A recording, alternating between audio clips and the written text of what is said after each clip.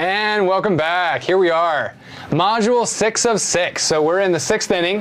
Yes. Oh, that doesn't work. That doesn't map right. No, it doesn't map right. But we're in the final stretch But it here. makes sense to us at this time. Yeah. At this point, we get it. Yeah. How about if you take us into this next module, Michael, so I can take a drink? We've heard it. So it's water. This module is labeled deployment, and in general, what we're going to be looking at, since this is at the end, you might think, well, deployment's the final stretch. We're going to be actually considering some things that you should be doing throughout the life of the application that would lead up to your final submitting to the store. This is one of those examples where if you are creating an app that's designed for the Windows Store and you don't deploy and you don't submit, no one really does benefit from that app. If you think about it, in days of old, there could have been an MSI or an executable you can pass around, and that's great. But this one's different. This one ultimately leads to a store of some kind. I know there's enterprise strategies out there, but at the end of the day, especially at the end of this day, we are definitely seeking out and hoping that you're going to really, really do well in the store with your app. There is a monetization aspect of creating your app and putting it in the store. So we're going to be discussing that here too. So if you take a look at my screen, you can start to see, thank you, all of you who've been with us up to this point. And now we're going to go into some important topics. Check out these topics. So trial functionality in your app is going to be one of those topics. Then we've had some, in fact, Jeremy touched on a few areas for error handling.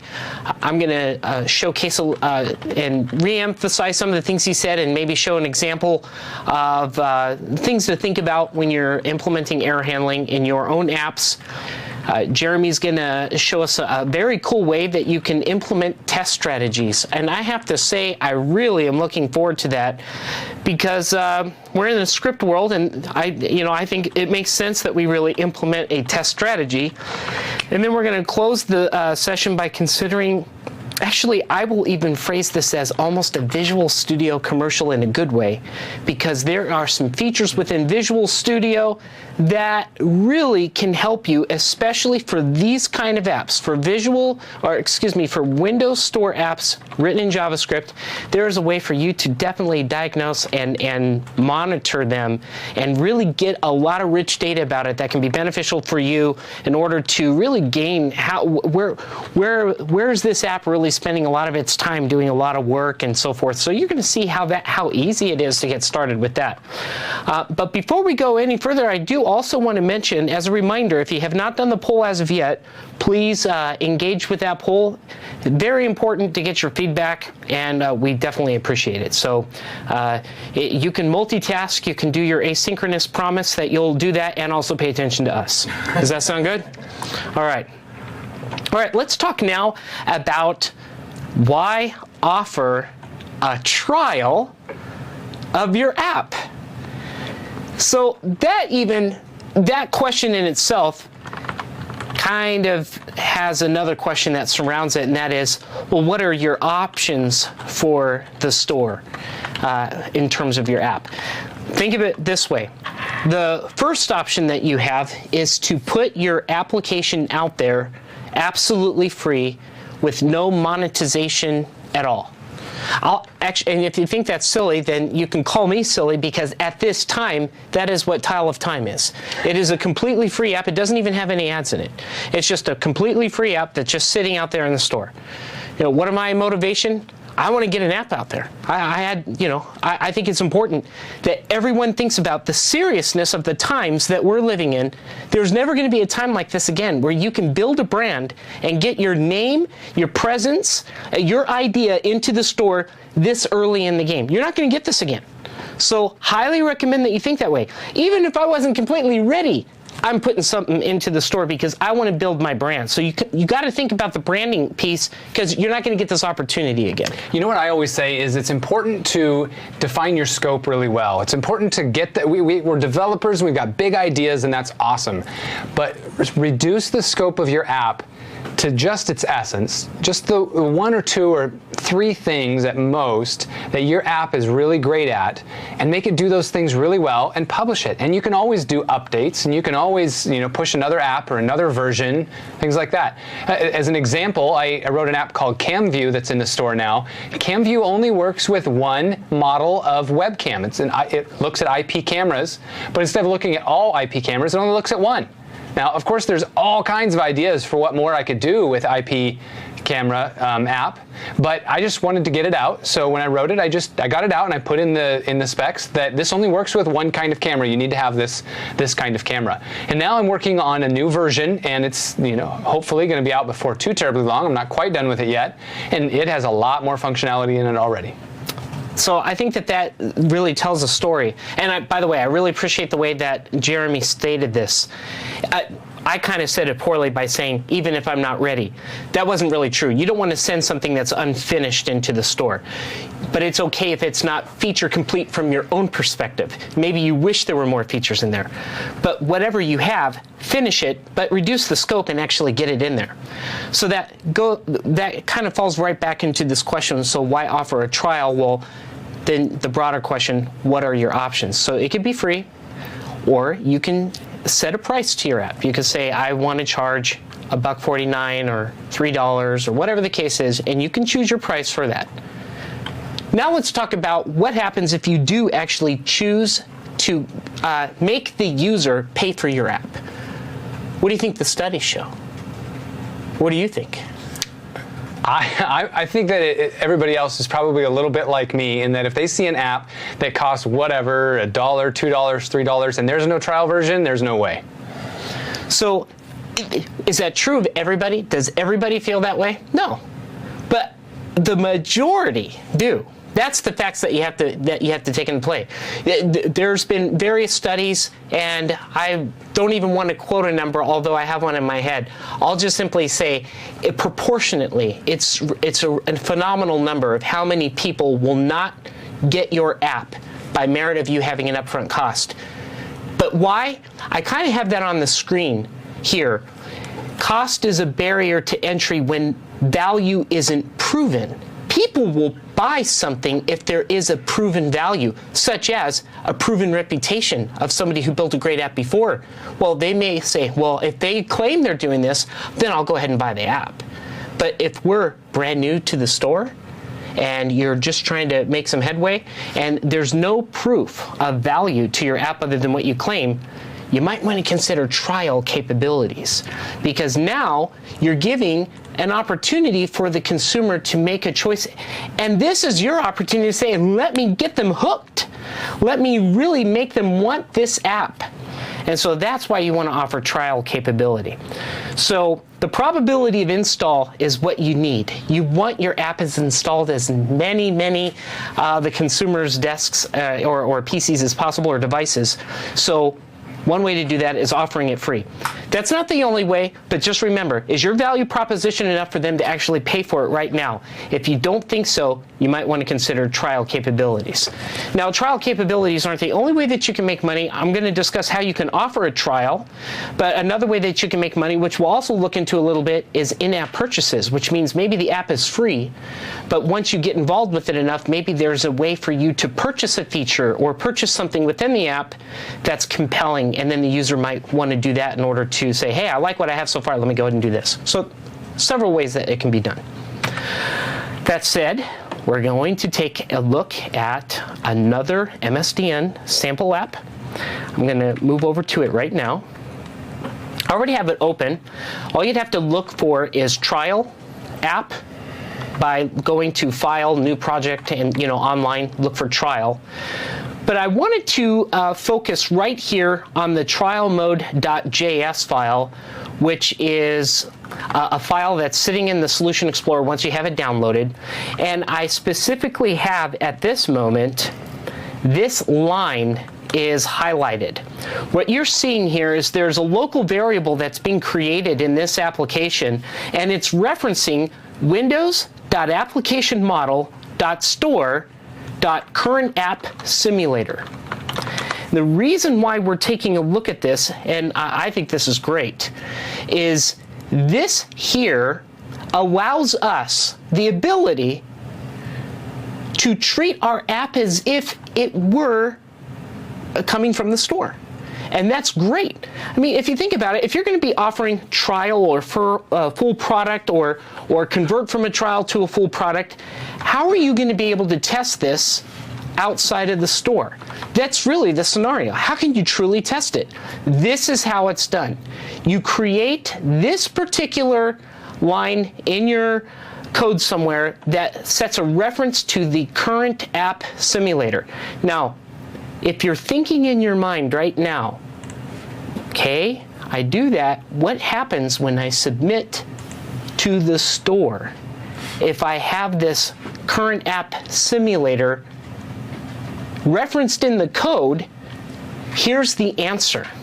Are you ready for this? I'm ready. It will fail. I shouldn't take so much pleasure in saying that, but I just want it to be clear. Don't leave your app like this. But there is something you should do, and it's so easy, and this is why I'm making it very clear why it's like one of the first lines that's in this particular script file. So let's go back and look at that line. See, var current app currently equals the current app simulator. However, right before you send this off to the store, you see this area here that I have that is highlighted? This, you backspace. And what do you have left? Just store.currentApp. Now you submit it. Now it will pass as long as you didn't make any other mistakes, but don't make the mistake of leaving the word simulator. Now this current app, everywhere you're using it within the app to actually do the checking for trial and purchasing and all that kind of stuff will be real. So don't forget that step. Remember, all you have to do is remove the word simulator, and then the current app is the one you're going to use instead. So what kind of things can you do? Well, I'm going to go ahead and run this project first, so that you can kind of see the scenario, what it's doing. We're looking at the scenario of being in trial mode at this time. In trial mode, I can say, well, one of the things that you could do with the trial is you can set an expiration. So the trial period is going to look at the expiration date that was defined by yourself, and you can find out how many more days are left. The reason why it would be beneficial for you to query this within your application, you're thinking, well, if you set the trial period, what's the point of querying it within your app? Well, it gives you an opportunity that every time the app is launched, maybe you want to send a little reminder message to them. Hey, guess what? Your trial period is going to end soon. Wouldn't you just love to have a free, or not the free, the full version of this app? So it's a way for you to actually nudge or prod the user and remind them that their expiration period is coming up. The other thing you could do is query if it's in trial mode or not. So down at the bottom, it's saying you're using the trial version of this app. And of course, the code for that is in there. I can click on purchased, and it's going to say, no, hey, remember, you're using the trial version of this app. So there's a way for you to read the current license state to determine whether or not you are in trial mode, or if someone's attempting to do something that would be in purchase mode. We're not there yet. But now let's buy the app. Let's say we're going to buy the app for $4.99. Whoa. We saw the value proposition. We click Buy App. Now you can see our simulated store is prompting us and saying, hey, we're going to go ahead and simulate this purchase. Are you ready to continue? I will say OK. And now it says you've upgraded your app to the fully licensed version. So if I click on Purchased again, now it's going to say, yep, you're using the fully licensed version of the app. If I click on trial mode, it says you no longer have the trial version of this app. Now what this equates to, from your perspective as the developer who's putting this together, is that you have the ability within your code to ask these questions yourself, and of course that is going to dictate the direction of what features you're going to enable or disable for your particular users. The same can be true with in-app purchases. in-app purchases are extraordinarily wise choice in terms of how you can monetize from your apps. If your app is free, but you have some products within the app that you could sell, and what would be an example of a product that could be sold in the store? Let me give you one that's a real popular one. There's a lot of people that like to play simulation type games. You know, I'm going to build a farm, or I'm going to build a city, or whatever the case is. And when these games are created, first of all, they're usually always free. Everybody always wants to download and create their own version of a farm or a city or whatever the case is. But then inevitably, the way I see it is that someone gets really emotionally attached to their creation. And now all of a sudden, they can see that if they only had X amount of points or X amount of gold pieces, they can get the little pink cottage and put it in that corner. So all of a sudden, they would never buy this app. They'd never buy it. But now they're willing to pay money for the little pink cottage to go into the corner. And I'm not being silly. There's a lot of money there. Huge money. Maybe you would like to try to create something in terms of an app. I'll give you another example. There's painting or drawing type applications that are out there that may offer you just one type of pen stroke, but maybe the way it works, you're like, wow, that just follows. I can feel that stylus in my pen, in my hand with this new Surface Pro, and the pressure sensitive thing is so good. I wish I could do this in multiple colors. I wish I could do this with a different type of a pen stroke. And you know what? That could be an in-app purchase. For $1.49, I'll give you some colors. People will instantly, especially once they've created their beautiful artwork, now they need to see it with all the different features. That's the way that you can start to think about using this effectively for monetization. So without going into this much more in terms of concept, I just want to indicate to you that this is a fantastic sample that MSDN has provided for you to see that most of these are one-liners in code. They're mostly if statements that say, if this condition is true or not, how are you going to respond? And then usually the ability to make the purchase or so is just that simple. It's through 1 or 2 lines of code. So please download this one, especially if you're going to be using these kind of monetization capabilities within your app. So I'm going to go back over into our presentation. Before I get into the design for error handling, I also want to make... Actually, how about please. If you want the rest of Module 6, you're going to have to pay $1.49. How do you like that? I love it. That's great. It's a new thing with MVA, you know, where now they're going to say it's $1 to continue watch the video. No, this isn't MVA. This is straight from Code Foster. So just Code Foster. I'm sorry. That's where the monetization is. I'm going to put my PayPal email address in the chat real quick. There you go. That's a smart idea. The other way that you can make money, and in fact, I'm going to ask Jeremy to do me a favor real quick. I'm going to talk about it, and then he's going to actually put the link or the ability for you to get more detail on this, and that is if you can find the post on Mr. Ashley. Great. So the story here is you can also create an app, make it free, and never charge for anything. Kind of sort of like I'm doing with my Tile of Time app, but one exception. You could put ads into your app. And if you put ads into your app, you might find that there's a monetization there that is wonderful. So what I asked Jeremy to do was to look up some information that is talking about how one developer that we are colleagues with has actually done so. He's created a game, and out of the kindness of his heart, he has revealed his financial status to many people. He wrote a blog about it, and now you can find out what kind of monetization value there is. And Jeremy, do you happen to have that blog post or I have it. Link? It's going in. Here we go. So you're typing it into the chat window. Into the chat window. Yep. Okay, so if you want to know more about that, then you can go ahead and click that link that Jeremy is going to provide. Let's just say we're not talking hundreds of dollars. We're talking thousands? We're talking thousands of dollars each month. How many thousands? Go find out from Jeremy's link. Just on ads. That's it. It's a nice way to monetize. Okay. Now, let's say that that developer who's making all that money every month blew it. And he released the app, and the app looked good, but it kept crashing. That would not be good, because then he probably wouldn't be making this much money. So the next thing that we're going to talk about is how you can design your app to really be proactive about error management and error handling. And the way we're going to do that is I'm going to step through a couple practices that I wrote. I'm going to put this on the screen. This is a blog entry I did on JavaScript for Windows Store apps, error handling specifically.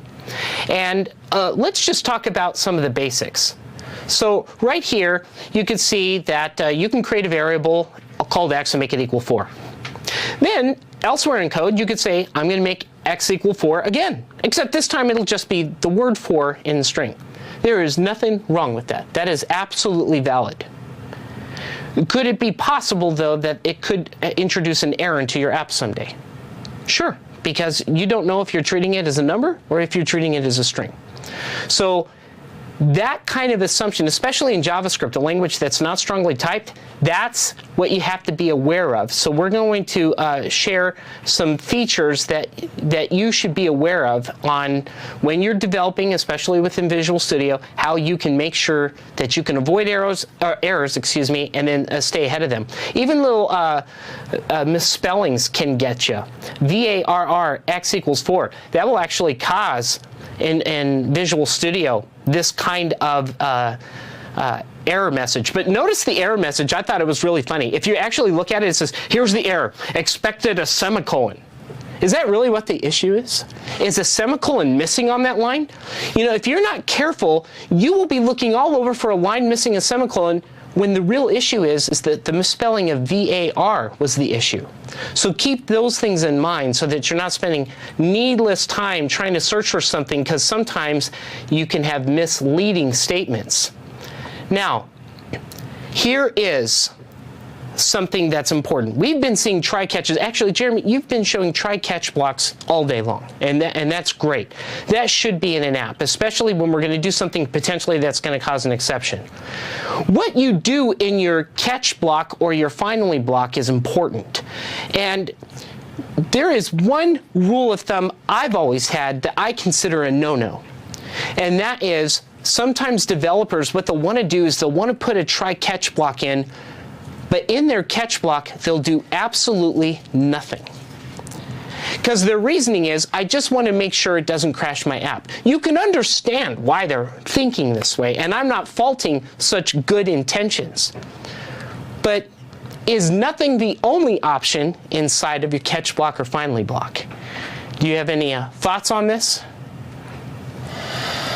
I do. I think we should probably go with your thoughts, though. Well, my thought is this. At the very minimum, if you're going to be in a try-catch block and your only real concern is, I just don't want it to cause an exception if something goes wrong in the try, what you can do in the catch is just log it. If anything else, just log what happened. Use some kind of utility, a utility that, in fact, could be turned off or on, or kind of like a trace thing, but do something. Because if something does go wrong, inevitably you might want to know, why did it go wrong? And you'll pat yourself on the back later. You'll be like, oh, I'm so glad I put that in that catch block, because now I was able to find it so quick.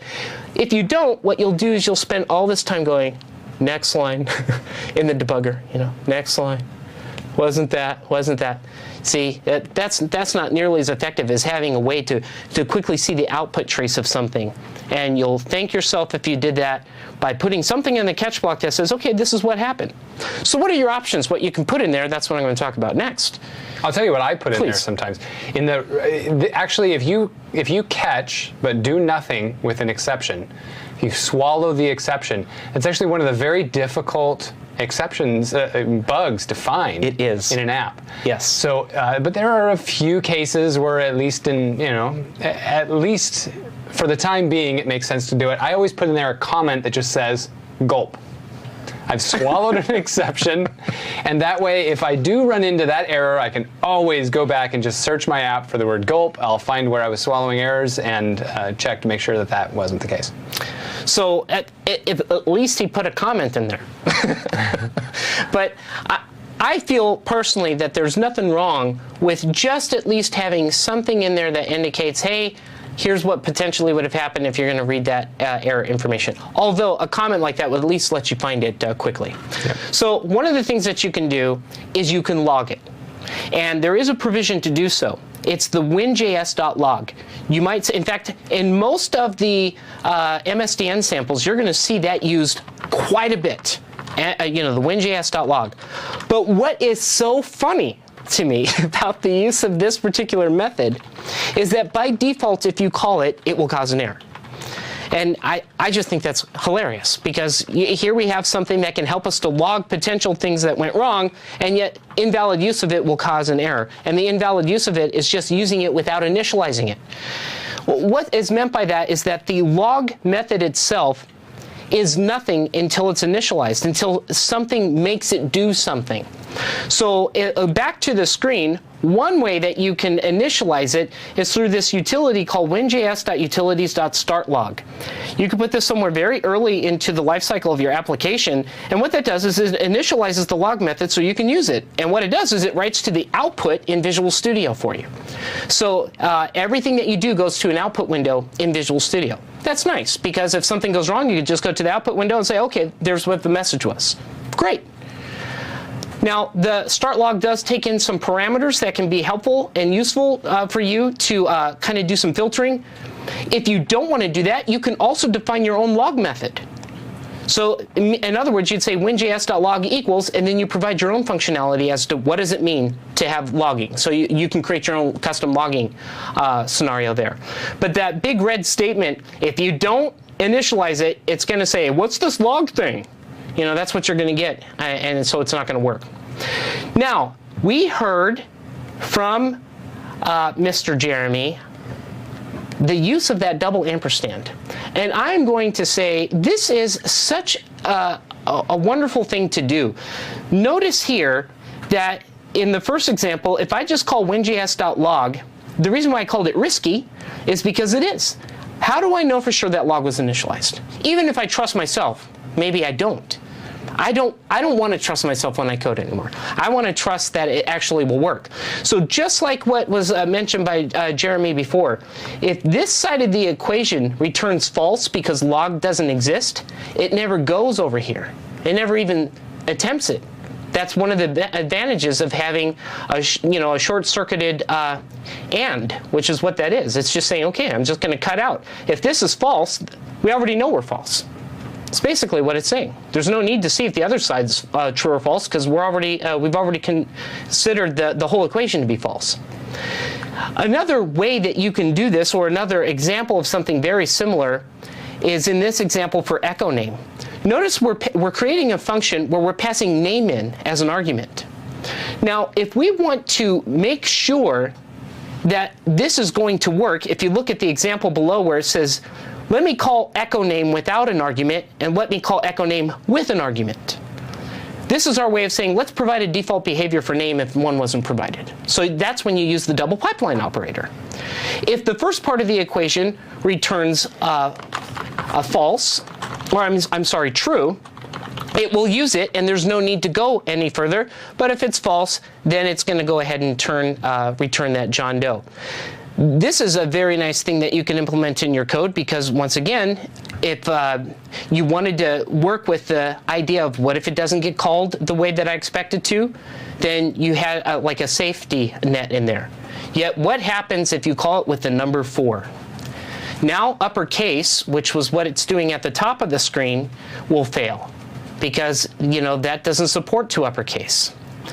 So how can you override that? Well, there's where you can say, and not only if name, but if it has a 2 uppercase, then we can safely call it. So these are ways, what we're trying to do is think in terms of, if I'm going to be making calls and I don't trust what's coming to me, what can I do to get as much trust into the things that I'm using as possible. So there's a variety of things on the screen here in terms of how you can actually check what the type of something is. At the end of the day, I would highly recommend you to take a look at this function. I'm not going to go into it at this moment, but this function can give you what I would call a true value of the type of something by passing something in and actually seeing what it is, and then returning whether or not it is that or not. And so examples of its use are down below, where it's like, is type ABC of string? True. Is type new string ABC a string? True. Is type 4? An error would be thrown. So because we, of what? We didn't provide what the other argument is. So now, if we start to think of error handling, one of the things that you can also do is you can make sure that you can add to your application an error event, or an error. It listens for errors that go unhandled. So you could do this right here at the beginning in your default.js. What would you do if there's an error that handles unhandled in your app? Notice this is off of the app itself, app.addEventListener error. So what do you want to do if that happens? You can also do this at the page level. Notice that we usually see a ready event. You can also implement an error. And the error, once again, is going to say, what do you want to do? In this case, maybe I'm going to say, well, if there's a log available to be initialized, let's go ahead and show what the error message is. And the other things that you see there are kind of like your own category and the level of that type of error. So that's what demo and error is. It's just part of the signature of that log method, which is message, category, and type. Then we have the when promises are broken. We talked, Jeremy went at length about promises, and now what happens if a promise fails? This example, this whole example here that you see on the screen is inside of CodeShow right now. It's in the error area, and I'm going to go ahead and demo it right now. So I'm going to go over to the CodeShow demo and go to the errors area, exception handling. And the idea here is calling a promise, and this time the promise has been started. I have a progress indicator at the bottom letting me know what's going on, and the promise was complete. That's great. Now I'm going to call a promise that's chained, and as you'll recall from what Jeremy stated, a chained promise means that when the one asynchronous method is done, then it will do another one, and then it will do another one, and finally it will be done. So when I click on that one, first chain is started, second chain is started, but then what happens if something went wrong? That muhahaha is an error message that occurred because this chain had something go wrong in it. What's interesting is to see the code for this, because cruising over here, and I'll find that chained information, which was right there, and let me get into that. So what happened is, you can see the line in the middle of the screen where it says return do async fail. That fail string is actually checked inside of that do async method, and if it sees that that's the argument, it actually throws an error. I'm throwing one. Isn't that horrible? I'm throwing the error. But the other thing that we talked about was when you're doing any kind of promises, and this is a very key thing for promises, especially when they're chained.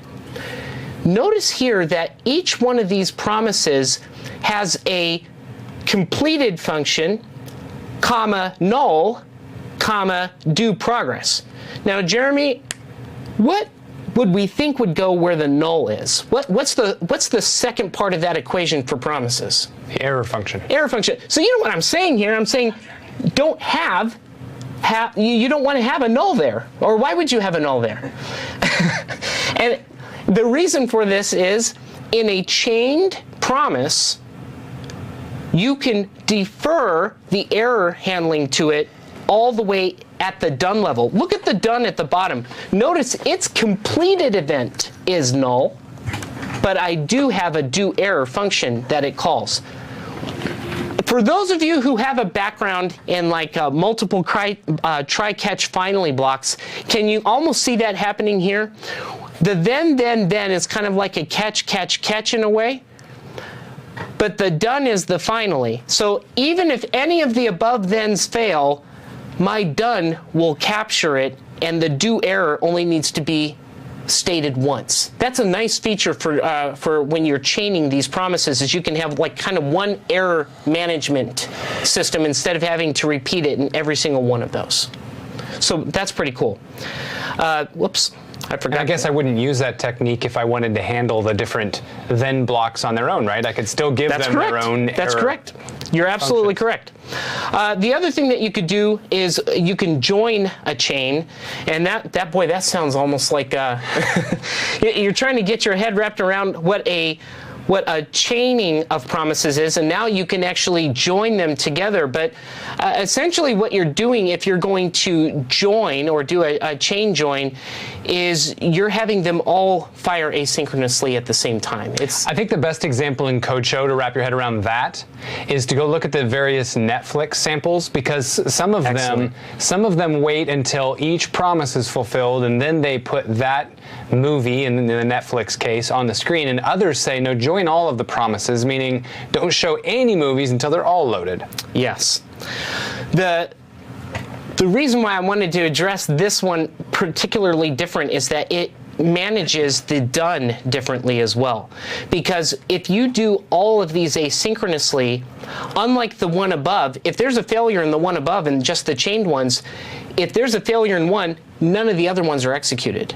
But in this one, they're all executed, right? Because they're all executed asynchronously. But you still do have the ability to have an error handler at each one of those, so that if one of them fails, then you can respond accordingly. And stated differently, when they're chained directly on top of each other, as you know, chained function calls are going to just execute in the reverse order. So the last one is going to execute and on up to the first, and so that's why that last one's not gonna, why none of the other ones are gonna even get called. Thank you. Excellent. So I think that's all I have there on the error handling. The key ingredient is be preemptive. Take a preemptive strike against anything that could cause errors. And in JavaScript, let's face it, there's a lot of things that can cause potential undesirable consequences in your code, such as the misuse of any kind of data. So try to strike that. Look at the double ampersands, look at the double pipelines, look for opportunities to actually test and see that everything is okay before you actually use it, and then you'll find that your code's probably going to go a lot smoother. And again, I highly recommend that anytime there is some kind of an error, there's something that you could do that would capture that message somehow, especially in a debugging environment, so that you can go in and say, okay, I can see here that this message was done. It'll save you lots of time from having to walk through the code yourself in Visual Studio. There you go. That's how to handle your errors. Now we want to talk more on the deployment side. This is kind of my project's done. There's a bunch of other things I need to be concerned about. I need to be concerned about the errors, the trial functionality, how to monetize my app, how to publish it. I need to talk about how to test my app and how to diagnose problems in my app and create a monitoring strategy. Now, actually, I think now is a good time, though, to talk real quick about a little bit of a divergent subject. I saw it in the chat room earlier. Somebody was asking about multi-touch, and we can't break too much into the multi-touch topic here, but I just happen to have something queued up and I want to show you. Also in the studio here, if you remember last time we had pen-based computers, now we've got these touch-based monitors, which is excellent. And these touch monitors are really great. I think they actually I'm not entirely sure, but I'm pretty sure they have 30-point touch. That means that 3 people can have all of their fingers, assuming those 3 people have all their fingers, right, on the screen at the same time, and the operating system is going to handle that. That's wild. Yeah. So that actually requires a little bit of collaboration between the hardware and the operating system. The monitor has to be able to recognize 30 touches, and so does Windows. It has to as well. So I am going to bring up a really cool website that I go to a lot. This is IE Test Drive, and if I take you back to the beginning of the IE Test Drive, drive, you can see that they lay this out like a Windows 8 app, but this is really just a website. In fact, if I take this out of full screen mode, you can see that I'm just in IE, no big deal, but I'm going to bring that up to full screen mode, and there are a lot of really good samples in here. Some of these test the performance of your app. Some of these are just kind of a show off of the various new features in IE 10 or in Windows 8. As you may know, IE 10 and Windows 8 are sharing the same Chakra and Trident engines. And so like this one, for instance, is really testing your processor big time, and you can even turn it up and really crank up the number of bubbles that are in the room, and look down here at the bottom and make sure that you're still cranking at 60 frames per second or something like that. But the one I really want to show you, to show off this monitor and to show off the engine and to show off the whole multi-point touch system that is inherent in the platform, is called Browser Surface. Now with Browser Surface, you've got a whole bay of pictures here, and you can filter them so that only certain pictures are available. And then these pictures are objects that are laid out on the table. And I have to remind people at this point, this is running in the browser. This is not a local app. It's running in the browser. But because IE 10's engine is HTML and CSS, and because the CSS is hardware accelerated, we get really good performance out of this. Okay, you'd get the same performance out of whatever on the web. Now I can grab these images and I can stretch them up large and move them around, and that's just 2 fingers. I can grab 2 of these images with 4 points of touch. Oops, I dropped one of them back into the tray.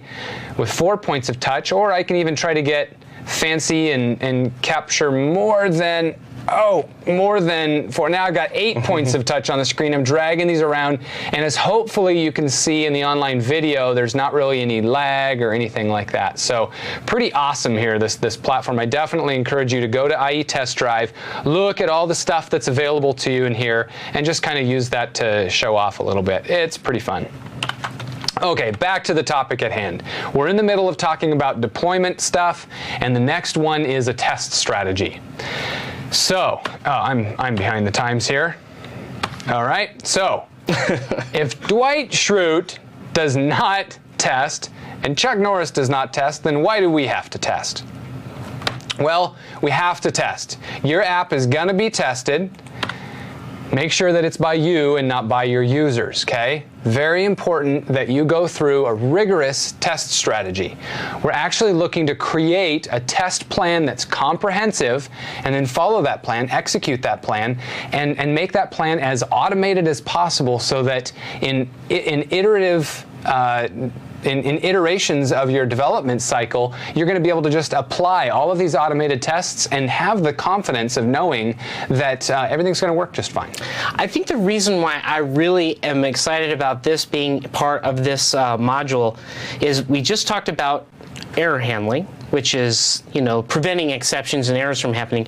What I really like about this section is that it also provides that concrete feeling of, and not only are we not going to have errors, but the predictability of the application is bound to go up, because we're not only just preventing errors, we're also making sure that the actual user experience is in line and harmony with what our requirements are. And that's what makes this really, really cool. Yeah. Especially for JavaScript. Yeah, totally, especially in JavaScript. I always say there are a few things that give a developer security. One of them is a good hierarchical error or exception handling approach, where exceptions are caught locally, they're passed up if necessary and caught at, say, a page level, and then they're passed up and caught at an application level, and by any means the exceptions are going to be caught. That's one thing that gives a developer a lot of security. Another is a really good source control system. So get your source control system down pat, and get everybody up to speed on it, because that's going to be your lifeline. And another is your unit tests. I mean, your unit tests are what tell you when you make a change that theoretically you didn't break anything in that change. And that gives you the confidence to go do some refactoring. Absolutely. So when you say, I'll play the the person who might be watching and saying, I keep hearing about unit tests, but maybe they work at a shop where that just wasn't formally introduced. So how would you define what a unit test is? Well, a unit test is having good unit tests. I've heard it said is like making sure you have clean underwear. It's just an absolute essential for the day. Don't even ask the question. Just make sure you have good unit tests, because the unit tests are what tell you that the code that you're writing is doing what it's supposed to do, that it's meeting the requirements. And so if you don't have good unit tests, that means that either you don't have clear requirements or you don't have clear communication with the issuer of your requirements. Okay, so unit tests are really just functionality that executes your code in every way that it's supposed to be executed, and assures that it does what it is that it's fulfills the requirements that it's intending to fulfill. Sure. Yep. So it's really just code that's written, and there's lots of different frameworks for unit tests. And I get the question a lot: what kind of framework should I use in JavaScript? In your C# world, you have really good, well-tried, mature frameworks, and you've got really good tooling in Visual Studio for running all your unit tests. And then you enter the JavaScript world, and you're like, I'm a little bit lost. Where are my unit tests? Guess you just have to start from scratch. Yeah, I guess you'll just have to watch the rest of this module. Don't. So, before we get to unit tests, are just one piece of the puzzle, though. Okay, they're just the clean underwear piece, right? Oh boy. There's a whole lot more to a good test plan. This isn't in your slides, I hope. The underwear piece. The rest of it is. Okay, so a comprehensive test plan does this. Quite simply stated, a test plan is a document that states in great detail how an app is going to be tested. What a successful or a operational or an error-free app means. What is your definition of that? So really, it contains, typically it contains things like all your product scenarios. This is the high-level user stories these are all the things our app can do. And then your tests or your assertions that it does them. Okay, so it's going to contain a description of these scenarios, and then it contains a description of all the test cases that support these scenarios. So I said it will return to you a function that is the addition of two numbers. And now here's a test that will add two numbers together and give it to you. So I'm asserting that that's true. Okay? Cool. Finally, a good and thorough test plan describes even the software that's going to be used for doing the testing itself. Now, introducing Microsoft Test Manager. What? Test Manager is installed with more professional or test-oriented versions of Visual Studio. I'm going to bring it up on my machine real quick. I'm just going to type MTM, and you can see Microsoft Test Manager pops up. And when I run that, Microsoft Test Manager gives me the option for connecting to a server. I believe I already have... Nope. So I'm going to change my project, and I'm going to connect to a server, and here I'm connecting to my TFS server, and I'm grabbing any random project, and I'm hitting connect, and then I can jump into and pull information out of that TFS instance and populate Microsoft Test Manager with that.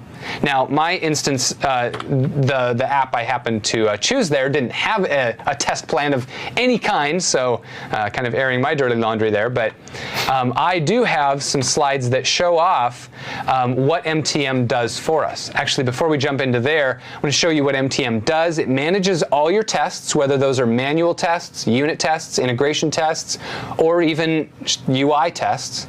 And it allows that integration with TFS, a place to store those test cases even, and the automated tests.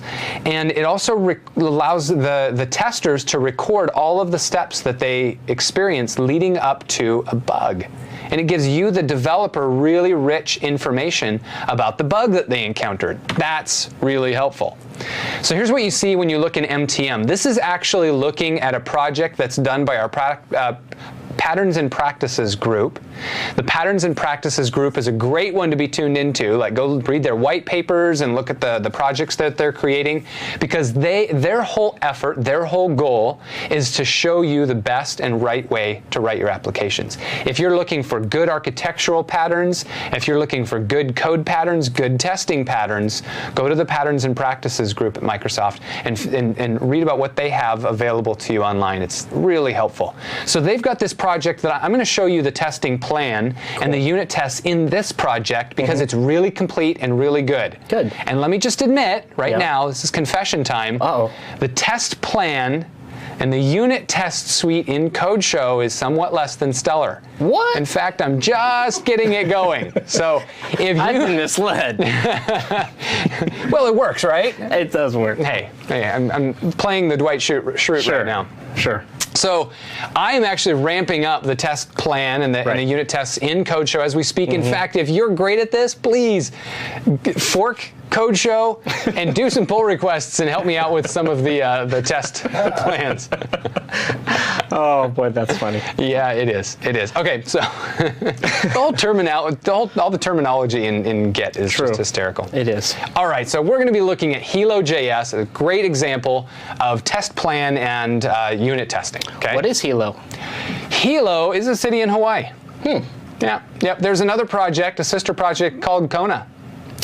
True. Yeah, well, so it's not only a city in Hawaii, it's also the project name for a relatively low scope, pretty simple app that just manages some pictures on your computer. Right. But it does so following these patterns and practices, so it's a really good one to go grab. Yeah, so that's really it's not so much what it's doing as much as it's like that full package of this is all the good stuff behind the scenes. Yep, this is the right way to do it. You can go to hilojs.codeplex.com. It's stored on Codeplex, but in case you don't know, on Codeplex, as in TFS, you can store your projects using Git. In fact, that's exactly how CodeShow works. It's stored in Codeplex, but it's using the source control of Git. Really super exciting. Very cool. Because that means that I can jump into hilojs.codeplex.com, go to the source code, clone, and now I have that clone link. I just go to my Git shell and type git clone that, and all of a sudden I've got a folder called Hilo with not just the project, but the project in all of its history. That's awesome. In all of its glory. That is very cool. Very cool. Okay, so this is the Hilo project. Okay. I've obviously already got this one downloaded. It's like a cooking show, so this is coming out of the oven here. Oh, so I've got the project all loaded up, and what you can see is, you know what, before I get into the unit testing, I meant to show you the test manager first, because I think that'll give you a little bit of context. So, I don't have that running anymore.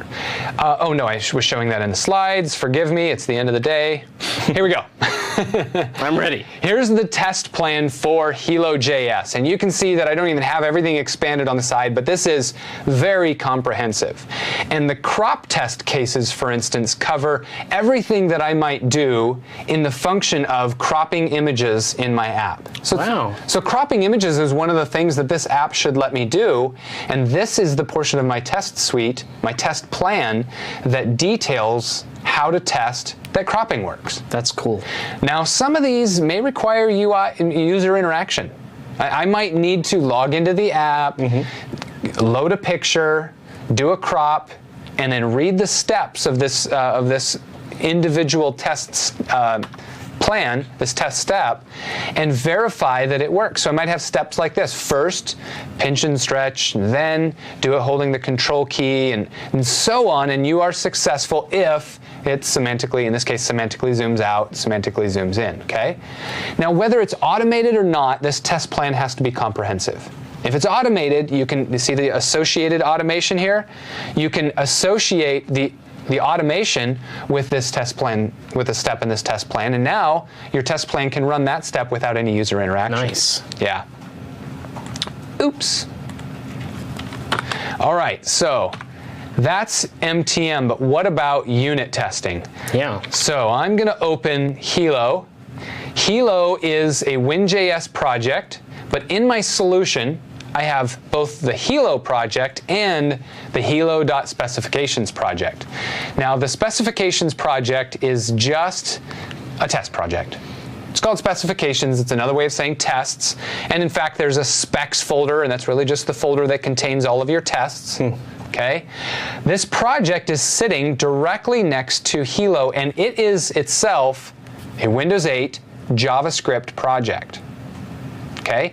Now in other frameworks, you might be testing binary code, testing a class library, for instance, and so you might have a test suite, and your test project is just hitting a class library and testing these objects. But when we're testing these Windows 8 specific things, like we're testing something coming out of windows.ui.popups, I need access to those namespaces.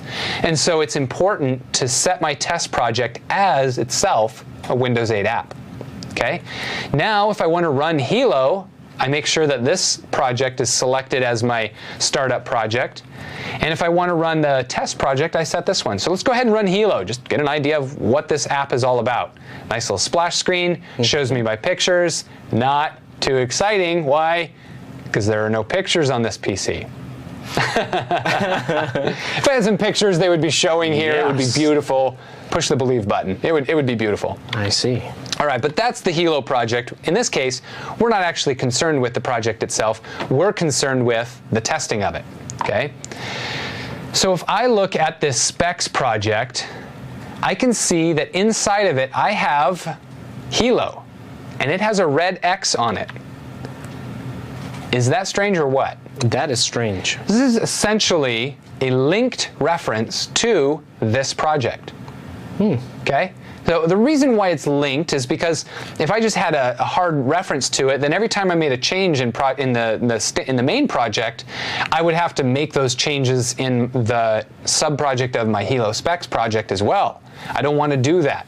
And so what I can do is I can go into, you can actually add existing files into a project. You've probably all done this before, add existing item, but perhaps you haven't done this where you choose an item from the sister project, in this case the Hilo project, you choose a file, and instead of adding it by clicking add, you can add it as a link. Now it will add that as a link, keep it in its original location, but logically make it part of this app. Cool. So you could do it one by one, but good luck with that. It's going to take you a long time. Yeah, it would. Another option is to go into the specifications folder and say, you know what, unload this project, and now right-click on this and edit the JS proj file. And it's going to give me the XML that represents that project. And you can see that right now I have project links to all of the individual files. Another option, another way to do that is instead of including a link to all the individual files, you can actually include a link to just the Hilo folder. Okay? And when you do that, it links in the whole folder and all of its subfiles, and the world is a happy place. That's cool. Yep. So that's kind of the logistics. I'm going to go ahead and close this down, reload this project. There we are, back where we were intended. I can see all the stuff from my other project, but everything's a link. Nothing's actually there. Everything's just a link. Now I can right-click on my specs project and say, this is the project I want to run.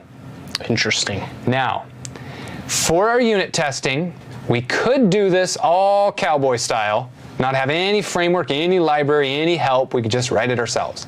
Okay. But we would end up making ourselves some helper functions, a little bit easier way to do an assert. We would find various shortcuts, right, to make our life easier. I believe we would. And I believe the same. We would end up writing ourselves a test framework. Why do that over again? I suggest you use one that already exists, and the one that I suggest is Mocha. Mocha. Yeah. Now, interestingly enough, I forgot that the links to these are not available. That's great, because I'll get to walk you through this. When you include Mocha in your app, when you clone the Hilo.js project, you need to do this, because Mocha and Chai are not currently in the project. And there's a reminder here in the README, and it even gives you the link. Here's where to go to get Mocha. So in other words, Mocha and Chai, these are not part of the MTM thing. Correct. This is something else that is a recommendation or an idea to bring into this. Yep. Exactly. And as a matter of fact, they're not even part of the JavaScript apps in Windows 8. It's just a third-party library. That's actually one of the things that I love the most about doing JavaScript in Windows, is the fact that there are, I think there's approximately a gabillion different JavaScript libraries that are out there that you can just latch onto. I read the same, yeah. Yeah. Now, I think there's a NuGet, but I don't The last time I did this, I looked for it this way, and I'm going to do it again. Just wait with me here. Wait for the download link. That wasn't it. Okay, so let me go ahead and just grab the generally available here. Click here. There it is. This is where I'm searching for download. Doesn't have it? Where's the Mocha.js? Got to get this showing. Let me try Nougat. We all love Nougat, right? Yes. At the end of the day, maybe not as much, but certainly in the morning. And I love Mocha in the morning too.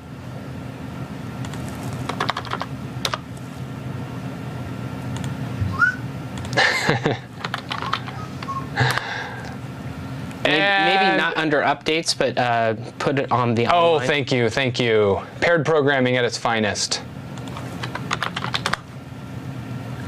Give it a chance. Mocha. Mocha. Install. And I'm not positive that it'll put it in the right library, but that's, oh, it actually did. That's great. Now let's look for Chai. Install that one. It did not put it under the right location. That's okay. We're going to grab Chai from here and move it into here and delete that. And now we should be good. All right. We all like to watch code happen though, right? It's very true. Yeah, it's very true. So now I've got Hilo specifications set as the startup project. I've got all my dependencies brought in. Okay. And this project, as you download it, contains a whole bunch of tests, and we'll look at one of those in just a second. But first, let's just run all the unit tests and make sure that Hilo is working. Okay? Okay. All right. Set it as my startup project. Let's go. No whammies, no whammies, no whammies. Good. Okay, the tests are running. Everything just shows up in one log div right here, you know, takes the whole screen. It's just a blank app. Mocha gives us a little bit of feedback on the top right, and we basically get feedback that all of our tests passed. Now, the question I have for you is, you brought Mocha into this project, but we also had to go re-download it. Was Mocha part of the original MSDN sample, or was this a modified version of the Hilo? So Hilo is available on MSDN. It's also hosted in Codeplex at hilojs.codeplex.com, and we went and got that version from Codeplex. And it had those place savers. In other words, the project was pointing to the Mocha.js and the Chai.js, but they weren't actually in there. I see. Because probably because they want you to get the latest version of them. I see. And so we just went to Nougat, found Mocha, found Chai, downloaded them, dropped them into that right folder. But the tests that use them were still part of the project. Exactly. They're just the libraries. Yeah, they didn't contain any information about our test suite. Okay, so we see that 110 tests passed and 0 of them failed, and it took 2.3 seconds to run all of those tests. Sweet. Very cool. Let's go take a glance at just one test and see what it is that these tests are even doing. If we look under specs at the pictures and look at the picture spec, a few things happening here. Now, this is kind of Mocha-specific syntax, this description, before, and so on. We're describing a thing called picture view model, and then before is run one time before anything in this test suite, anything in this spec is executed. Now, before each is a function that's run before each of the individual components of this test suite are run, okay? So before this thing gets done, we call a shared method to load some images. They might be test images, and in this case, they definitely are. We're not loading the actual images on the user's computer because we can't count on that data being there, as in our case. And then, I love that there's really good comments in each of these. Before each of the tests, we want to get a file here, and we want to create the view model, and then we want to create a number of tests. And remember, these tests are assertions. So we're describing a test and saying when the underlying thumbnail is present, it should have the same name as the underlying file. That's one of the tests that we want to assert. We want to make sure that that is true. And so we go ahead and write whatever contents it takes to make sure that that is true. In this case, we're looking for equality between file name and the view model name. If there's anything different between those, this test fails. Okay? In fact, let's go look at a failure. So I'll just add some garbage on the end of that. Now these are no longer going to compare correctly, right? I agree with you. It's going to be wrong. It's going to throw an exception. And in fact, you can put anything inside your test case that you want that throws an exception. So you could use any other test frameworks that throw exceptions, and they'll work just fine inside of this library. So let's run this again and see what it looks like to fail a test. Whammy! Look at that. Sweet. That one unit test failed. Let's say, I love that you're cheering my exceptions. The one unit test that failed was the fact that the underlying file name and the view model name are supposed to be the same. And you can see here that 001 JPEG is not equal to 001 JPEG ... That's true. It gives us a little bit of context, tells us where this happened, and gives us a nice feedback that only 109 tests passed. We now have ourselves a fully working unit test suite that we can write against our app, and we can use to determine that our app is currently working in every sense. That is awesome. I like it. Yeah, I do too. Yep, so I'm recommending that you create this as a Windows 8 project, that you use Mocha as your framework. Just do it like Hilo. Go ahead and clone that project and use that as your starting point. Cool. I believe we have one more section that remains. We do, but we're kind of on that final descent coming in. And as I stated before, this is one of these kind of topics where what a way to cheer on and champion and say, yay, Visual Studio team for really putting some thought into something that really could be a challenge. And that is when you are I love what we've done up to this point. We've talked about how to reduce problems. We've talked now about how we can implement tests and even go to that next level of saying, okay, now we have that desired functionality and what we're expecting is going to happen. But even if we do all of that, there's going to be a time where we still might be challenged with resource contention, or there could be, why does it seem to be running slow? Even if we've done everything up to this point, we could have that challenge. So one of the things that we have to keep in mind with our applications is how can we create and design and have in mind what we're going to do when we're developing our applications and we run into these kind of issues. How can we troubleshoot them other than a guess? Guessing sometimes is good, and sometimes it's not good. But what's better than guessing is data. Data actually gives us information that we can use to intelligently make choices. Having a hunch is just that, and following that rabbit hole can lead to much time unnecessarily being wasted trying to chase something that perhaps with the right kind of data you could have found it just like this. Now, what I'm about to demonstrate for you is going to be how you can engage with Visual Studio to fully analyze a project, get plenty of data about it, but because this is so, it's one of those things that Jeremy was talking about, we can go in so many different directions here.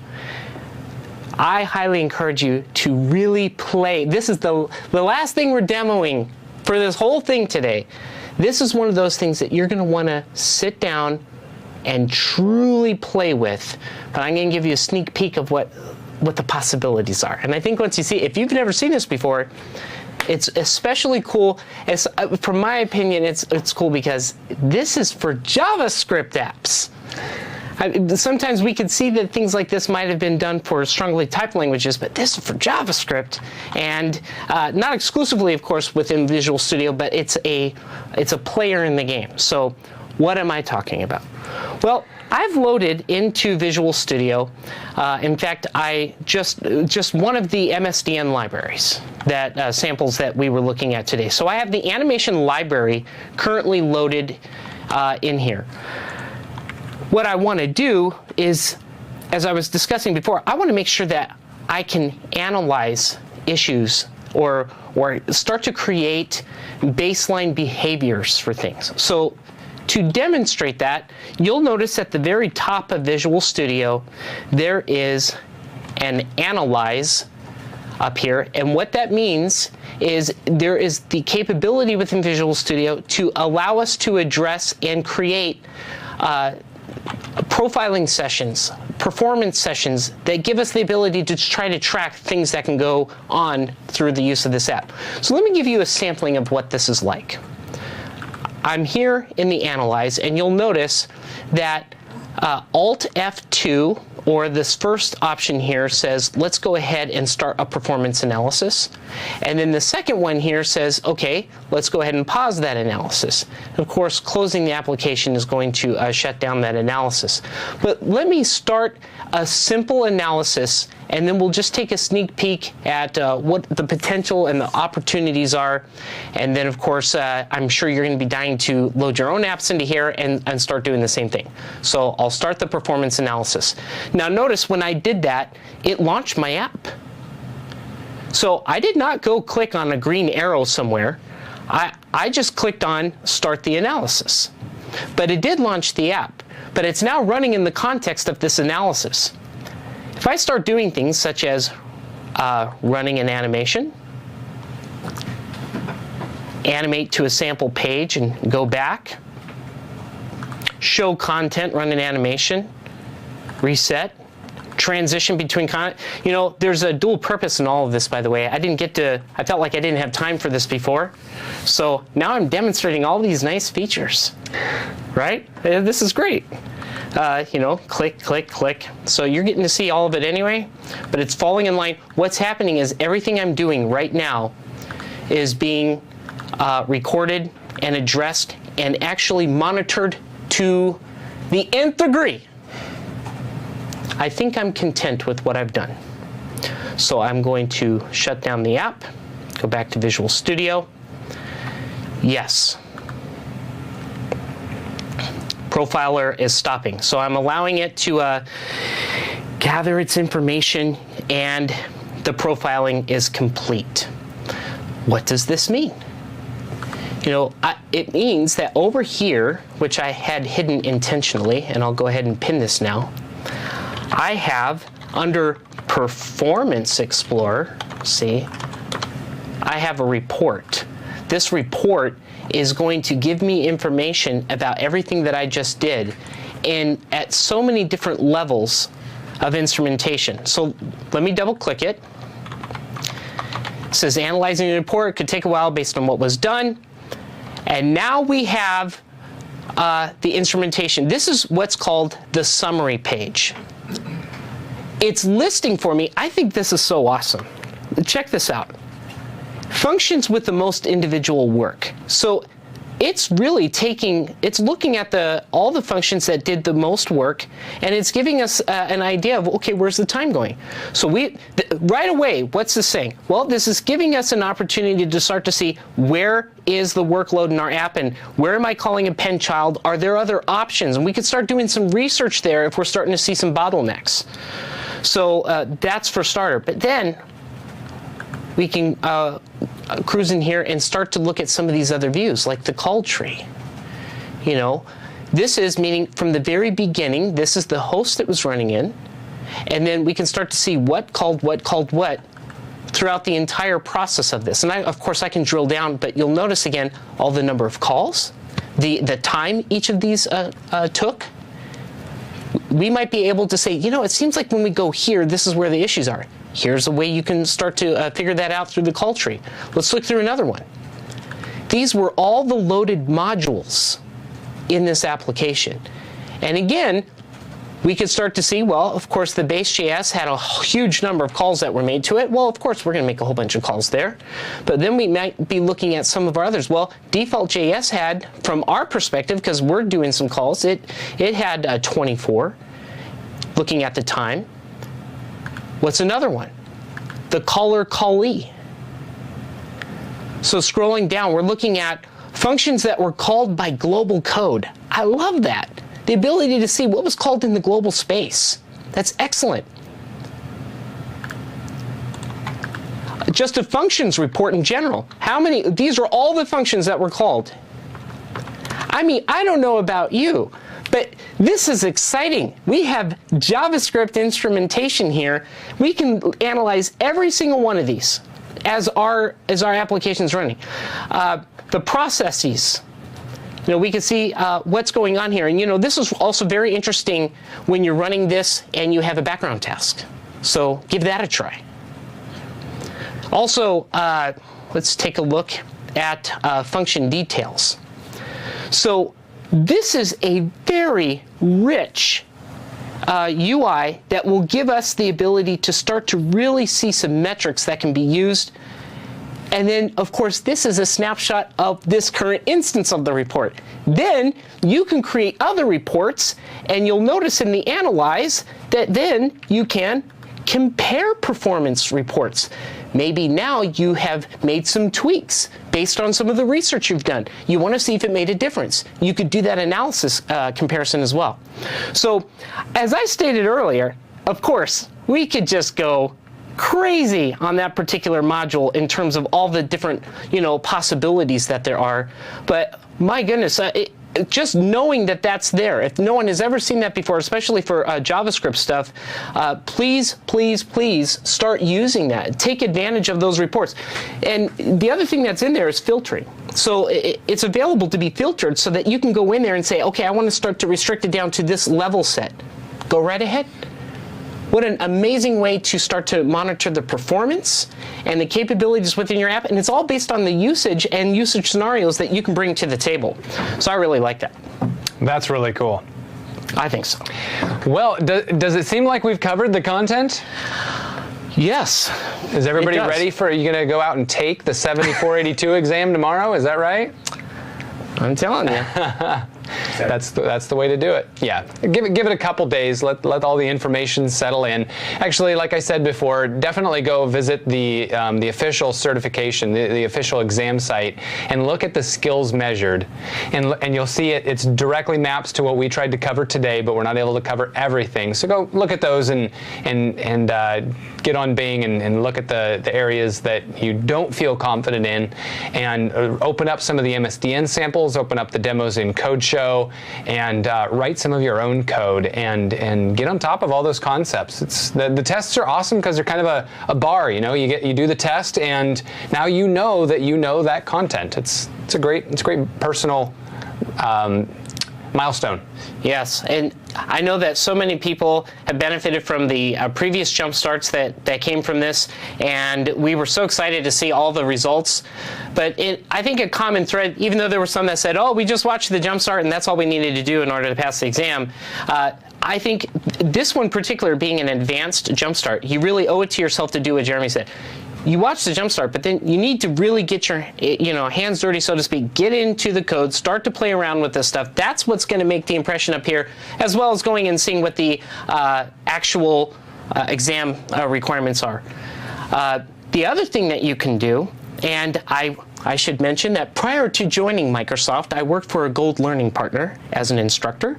So I loved teaching all this kind of stuff, and sometimes people would really like to take and benefit from, full week classes or whatever the case might be. So don't hesitate to look for a Microsoft training partner and see if you can benefit from something like that as well. Yeah. And also remember that we're really at a unique point where you've got an incredible opportunity in the Windows Store at a time when such an enormous platform is just ramping up. Just released last October, and things are apps are flying around like crazy right now. So it's a really unique time, and we also have a really unique time offer right now where Michael and I are available for office hours. So you can just do kind of some one-on-one, get on the phone, get on the horn, and if you're at the final stretches in your app and you just need to kind of get over the hump and get it into the store, if you've got some kind of abstract, like just tell me the concept, or tell me generally how I submit to the store. What are they looking for? Or look at this app, tell me if you think this is going to make it into the store. Or if you're on the other end of the spectrum and you're just starting with your app and you're just like, I've got an idea, I've got a great idea for an app, I just need to turn it into reality. Definitely just set up some office hours with us. Carve out some time and we'd be glad to sit with you and walk you through questions like that. That's for sure. And don't delay. Don't don't miss out on this opportunity. It's so exciting right now to be at the beginning of this very huge emerging store opportunity. Get your apps built. If you have to, think of something that would be small, maybe for that first app to get in, so you can get the process down, understand the store requirements, but don't wait, don't delay. Get something out there now. Get yourself into that store. We would love to hear your success stories. Oh, yeah. Not only that you passed the exam, but if you have apps out there, we want to know about them. We want to look at them. You saw that I actually, in front of the whole crowd, I even demoed a few of the apps that were created by the community members themselves. I would love to continue that trend and see what you're doing too. So if you do happen to put an app in the store, let us know. Tweet about it. Give us the link so that we can see it, and we're excited about that kind of stuff. And stay in touch with the two of us. At Palermo4 on Twitter, and Michael's website is palermo4.com, and you can book office hours with him at ohours.org/Palermo4. So nice being consistent there. That's correct. And he's also consistent with his at CodeFoster, codefoster.com, and wouldn't you know it, ohours.org/CodeFoster. It's so easy. Consistent. It's very easy. Well, I think that concludes all the modules for the series. You are now officially trained on 7482 and ready for the exam, or maybe not. Who knows? Make sure that you've got all the bases covered, and then go take it.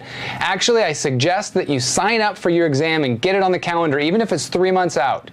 That way, you will study to meet the deadline. Okay? That's right. So go ahead and get that certification. Fill the whole certification suite out and get the whole certification. Have fun doing it, and we look forward to seeing you more on MVA. So take care. We're done. Cheers. Bye.